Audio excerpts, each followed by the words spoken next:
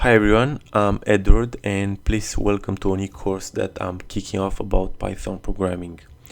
This course is mainly aimed to beginners of the language and tries to learn you guys the fundamentals of Python really quickly. Just to give you some background about myself, I am currently the recipient of 3 university degrees. I majored in computer science engineering, followed the masters in computer networks, and afterwards I pursued a PhD in internet engineering. I've taught many computer science and engineering related courses to university students during my PhD. And for a few years now, I've been working for a telecom company in the UK, where amongst a multitude of languages that I work with lies Python. Now, you may ask, why is Python so popular? And the reason for that is that Python is a very popular choice for programmers as it is user-friendly, very easy to learn.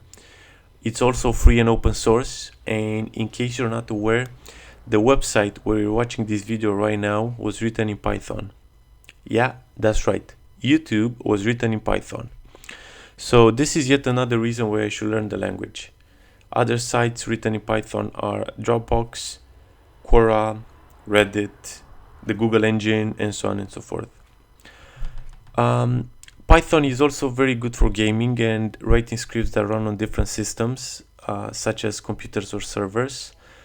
And a script has an intended goal, tries to do something for the user. For example, if you're a network administrator, you could have a cron job for your Python script on a server, which means that you can set up your script to run at a designated time and day in order to monitor your network traffic or do something similar. Or if you're Hillary Clinton, of course, and you're trying to delete your email server, then Python is the tool to do it. In case you don't have Python installed on your machine, first things first, go to python.org, and this is the Python website. While on the page, go to the Downloads tab, and here you'll see 2 versions of Python, Python 2.7 and Python 3.6. Python 2.7 is slowly becoming outdated, so I recommend downloading Python 3.6.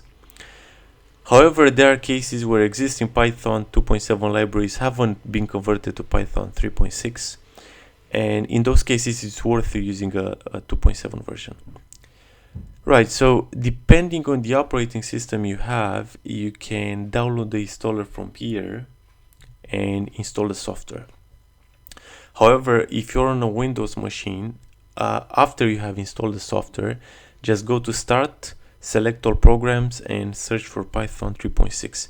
If you can't find it, that means it hasn't been installed properly and you need to repeat the install procedure. Once you find it, click on its folder and select Python IDLE.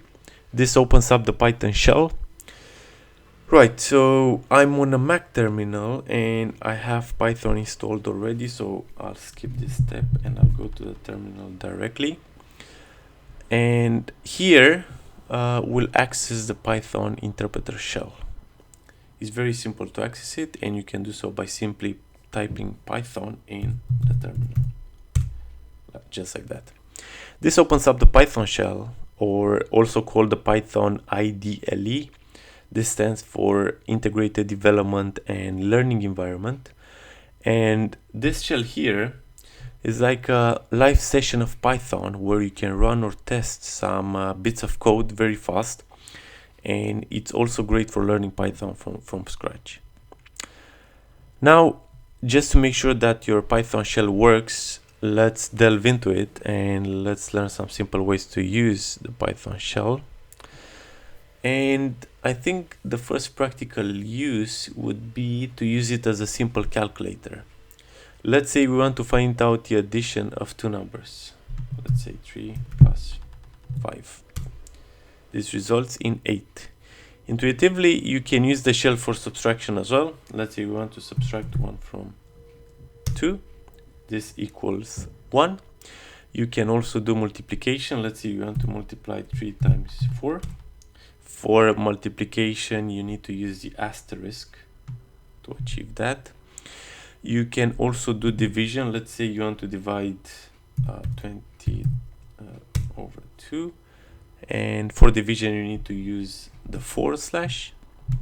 Right, so there are cases with division when you may get some unexpected results in computer programming, and Python is very good at division. Let's say we want to divide 15 to 4. This results in 375. There are cases where we want to round down the result, which means we want to drop everything after the decimal point, so drop 0.75. We can do that in Python by simply using double /, so like this. Sorry, and there you go. The result is now rounded down to 3.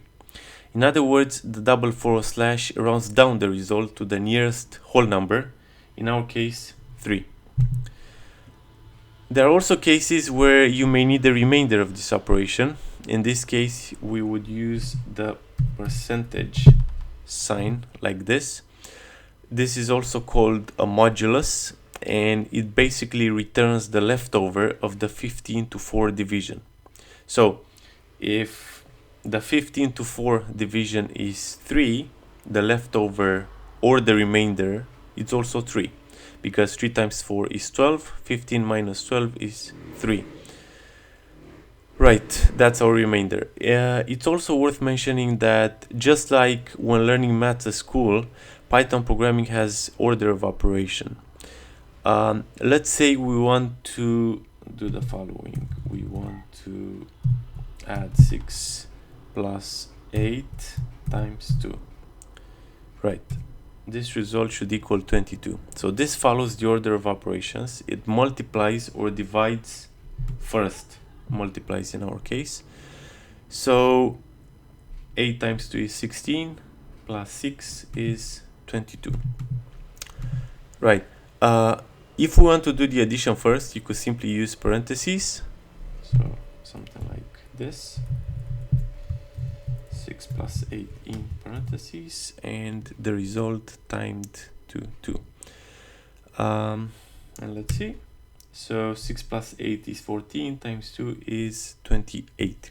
So whenever you want to use the precedence of the operators in your formula, just use parentheses. Another nice thing that Python allows you to do is calculate the power of a number. So suppose we want to find out what 3 to the power of 4 is.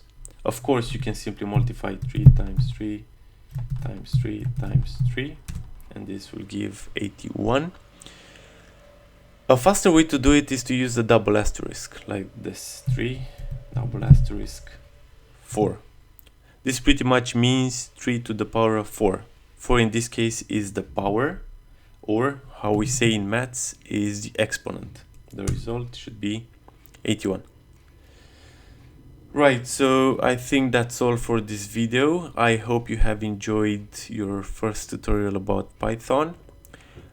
We have explored the fundamentals of working with numbers and the basic math operators in Python, which I hope you have enjoyed learning. Stick around for the next video where we're going to introduce some complexity to our learning process.